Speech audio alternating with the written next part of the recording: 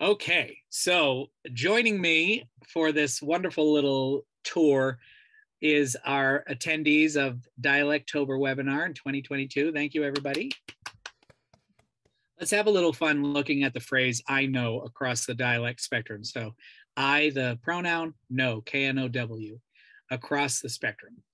So both of these sounds are essentially, most of the time, it's a dialect by dialect basis, they are diphthongal. So the word I, the pronoun I, is simply the sound, a long I sound, I, by itself, an isolated sound, a moneme and a word. It's actually well, anyway, it's a diphthong. It's half and it's half E. So to pull off an I, you go I. Yes? You have to begin at and end at E. So in a general American dialect, if I say I go from that to the E very quickly. I, not appreciably spending a lot of time there. Okay. Similar, the O of no is kind of an O. You know, I have to kind of close my lips down and end up at an oo at the end. So it is considered diphthongal, a diphthongal sort of sound. Out of all the dialects, though, General American is pretty brief with it, and I think of it as pretty close to monophthongal as you can get. No. So let's do that together. I know. Oh, you can unmute. I know. I know. I know. I know. I know. Right? Both sounds rather brief, General American. So as we go into, let's say, RP, the biggest change is going to be to the no vowel. They're going to do what I call the eye roll vowel. Right? It's like, starts at eh, goes to oo, so I know. Want to try that? I know. know. Yeah. I know. The I doesn't change too much, right? So that O, if we put it, I talked earlier about comfort zone dialects. My comfort zone British is a little lower, a little raspier. I know.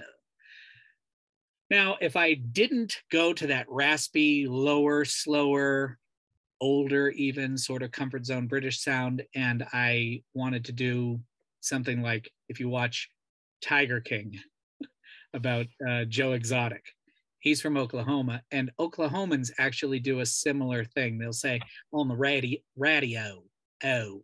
So they do a similar sort of O vowel. So they might say, I know, no.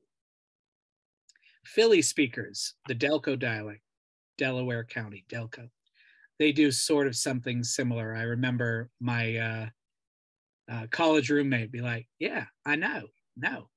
It's kind of like hoagies. He ate hoagies, not hoagies, but hoagies. So there's something similar in the Philly O and the Oklahoman O to the British O.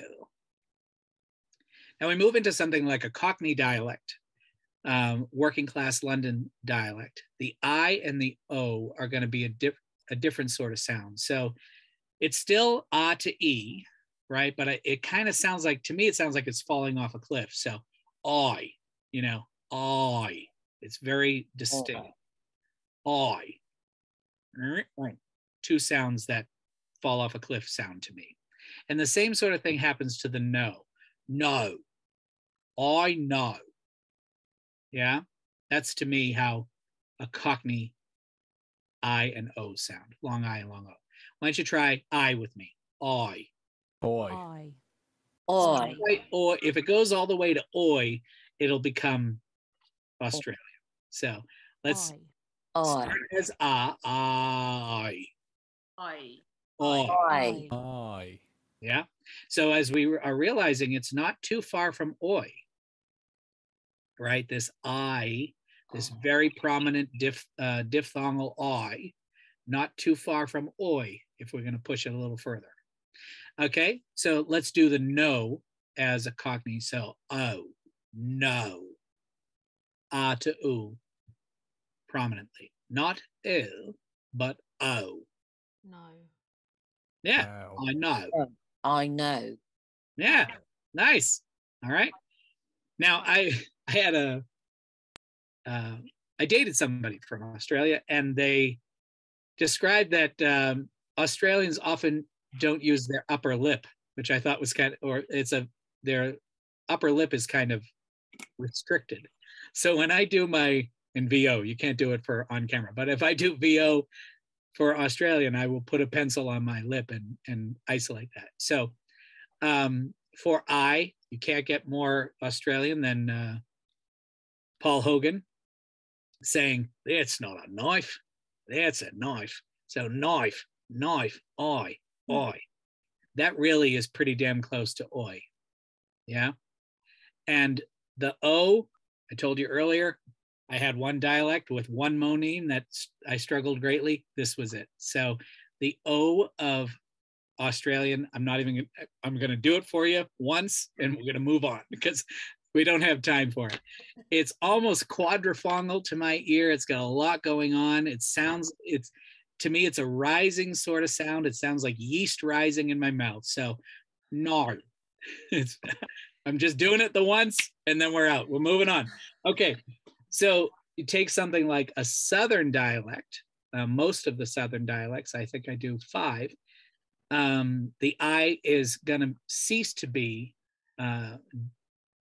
diphthongal, half ah, half e, and you just use the first half. So instead of saying I, just going to do I, just going to use that one half of the diphthong. I know. Go ahead and try that. Just do no. No. I know. I know. I know. That's I great. know what you're talking about. Right.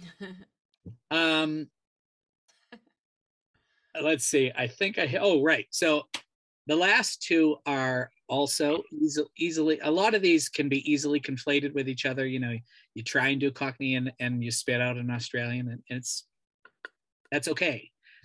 Keeping them straight after you do multiple dialects, keeping them straight is actually one of the biggest challenges. It's not about doing the sounds, it's about doing the sound you intend and not having, for example, a muscle memory kick out a sound that it belongs in another region. So for these last 2, Irish and Scottish, a lot of people conflate these 2. So here's how to keep your Irish out of your Scottish or your Scottish out of your Irish. For one thing, the I vowel is not going to change appreciably in a general Scottish. They're just going to say I. Whereas an Irish sound is definitely going to do more of an I. So this is also not quite an oi. It's an I. So I call it a reverse smile I. You'll notice the corners of my mouth go down instead of up for a reverse smile. I don't want to call it a frown because I don't frown when I do my Irish. I just don't smile. So a smile, notice what happens to my I sound when I purposefully smile during it. I think it goes up. So I'm going to do the opposite shape with my mouth and pull these corners down. I know, try it. It's weird. You can even put your fingers there and pull them down on purpose. Oi. You're doing it perfectly. Isn't that crazy? Say right. Right. Right. That's great. And while we're on the subject of the word right, throw a little T, throw a little breath on that terminal T. I'll do it for you with and without. Right versus right. Right. That's the Irish way. Right? So now we'll say right, I know. Right, I know. I'm sorry. Right, I know. And the no is going to be a little pinched. No. Right. I know. I know. I know. So a long O for like the word soap or the word toast. I just use a tighter oral sphincter. No jokes. Tighter oral sphincter for no and toast. So no and toast. Right, I'd like some toast. So it's just a smaller thing. And it's somewhat monophthongal for me. So let's take right, I know in Scottish. First of all, the R is going to trill quite a bit of right. The terminal T of right is going to be glottal stopped, and the I vowel is going to stay the same. So, right. Right. Right. Right. Right. So then when we go from I to no, just take your no and make it no. Right, a no. Right. Right. I Right. know. I know. Right, I know. Right, so, nice. So I'll put that Irish and that Scottish right next to each other. Right, I know. Right, I know. See how they're different? And understand why they might conflate? Yes? How to do I know across I know. GenAm, RP, Oklahoma, Philly, Cockney, Southern of all variety, Irish, Scottish, and thanks so much.